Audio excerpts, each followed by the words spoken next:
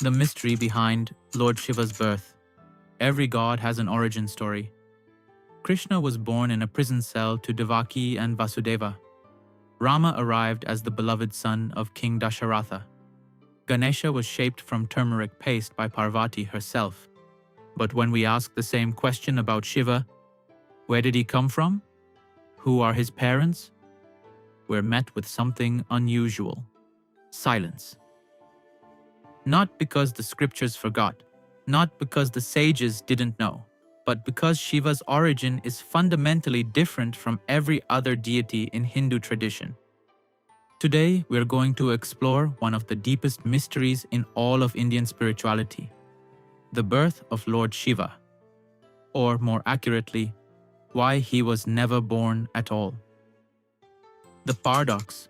In Sanskrit, Shiva is called Swayambhu, the self-existent one. He wasn't created by anyone.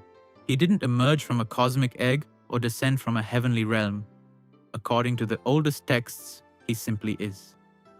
The Vedas describe the supreme reality as Ajanma, unborn; Nirakar, formless; Nirgun, without attributes; Nirvikar, unchanging.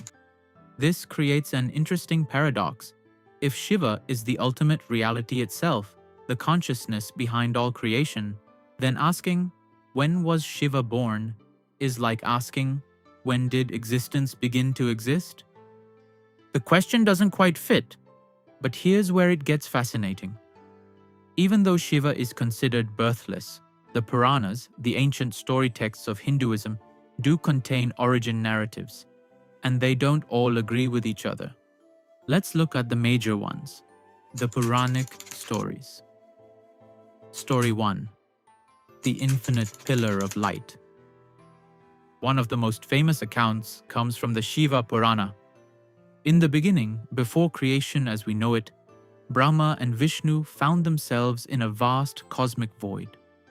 Suddenly, an enormous pillar of fire appeared, blazing, infinite, stretching endlessly in both directions.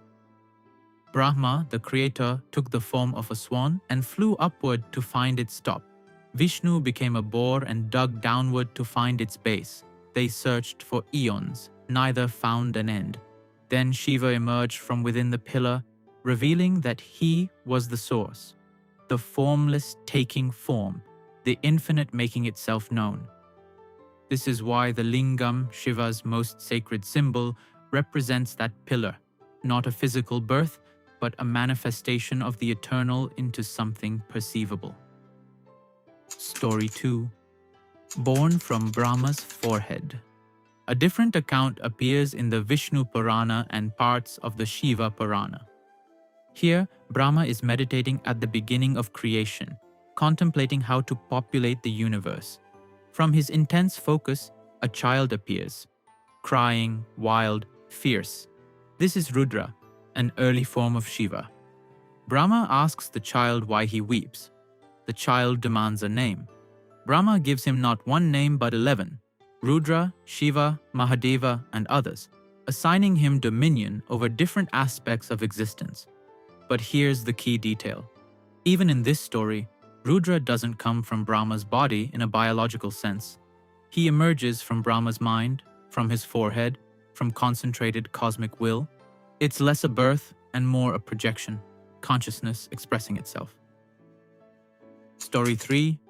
The meeting of Brahma and Vishnu. Some texts present yet another angle. In certain Puranic passages, Shiva appears before Brahma and Vishnu almost as their source. In others, all three emerge simultaneously from the supreme Brahman, the ultimate reality beyond all gods.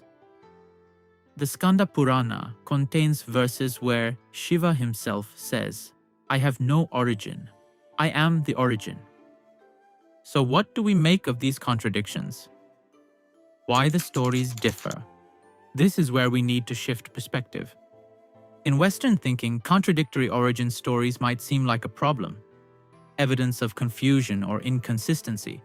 But in Indian philosophical traditions, multiple narratives aren't bugs. They're features. Different Puranas were composed for different audiences, emphasizing different aspects of divinity. The Shiva Purana naturally presents Shiva as supreme. The Vishnu Purana centers Vishnu. The Brahma Purana elevates Brahma. These aren't competing historical accounts. They're lenses, different ways of approaching the infinite. And all of them circle around the same core truth. Shiva cannot be contained in a single story because he represents what precedes all stories. The myths aren't meant to be taken as literal biography. They're symbolic pointers towards something beyond language. The Yogic perspective. There's another tradition that approaches Shiva's origin differently, the Yogic tradition. Here, Shiva is called Adiyogi, the first yogi. Not a god who created the world, but the first being to achieve full awakening. The first consciousness to know itself completely. According to this view, over 15,000 years ago, a mysterious figure appeared in the Himalayas. He sat in stillness for so long that people couldn't tell if he was alive or dead. Eventually, 7 seekers came to him, the Saptarishis, and begged him to teach them. After years of waiting, he agreed, and on the full moon of the month of Ashada, now celebrated as Guru Purnima, he turned south and began transmitting the science of yoga. In this framework, Shiva isn't born in any conventional sense. He appears when consciousness is ready to know itself. He manifests when seekers are ready to receive. Was he ever human? The yogic traditions say no. He took human form but was never trapped in it. He's the bridge between the manifest and unmanifest, form appearing from formlessness to guide others back to the source. So what does all this actually mean for us? Shiva's birthlessness isn't just a theological claim. It's a statement about the nature of consciousness itself. In Shaiva philosophy, particularly Kashmir Shaivism, Shiva represents pure awareness, the witness behind every experience, the screen on which all of life plays out. That awareness wasn't created. It doesn't age. It won't die. When you strip away the body, the thoughts, the emotions, the stories you tell about yourself, what remains? That unchanging presence, the silent observer, is what the sages call Shiva. His cosmic origin stories are really invitations. They're asking, can you find that birthless awareness within yourself? The ash on Shiva's body symbolizes the impermanence of everything that can be born. The third eye represents the perception that sees beyond physical reality. The serpent around his neck shows mastery over fear and death. Every element of his iconography points back to the same teaching. What you truly are was never created and can never be destroyed. So, how was Lord Shiva born? He wasn't, and that's precisely the point. The mystery isn't a gap in the mythology, it's the mythology's deepest teaching.